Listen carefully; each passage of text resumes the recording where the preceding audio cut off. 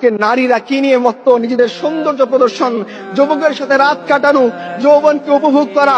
উম্মতে মুহাম্মদী, উম্মতে মুসলিমান নারী, আরে তোমরা শোনো, রাসূলুল্লাহ সাল্লাল্লাহু আলাইহি সাল্লামের স্ত্রী আমাদের আম্মা জান আয়েশা রাদিয়াল্লাহু আনহা বলছেন যে যখন আমার ঘরে আমার রসুল, আমার স্বামী আল্লাহ রসুলের কবর ছিল, আমার পিতা আবু বকরের কবর ছিল, আমি পোশাক যতটুকু খুললেই নয় অতটুকু খুলতাম। যেদিন আমার ঘরে ওমর ফারুকের কবর দেয়া হয়েছে, এরপর থেকে এই ঘরেও আমি কোনো পর্দা লঙ্ঘন করিনি, কারণ এইখানে ওমর ফারুকের কবর আছে।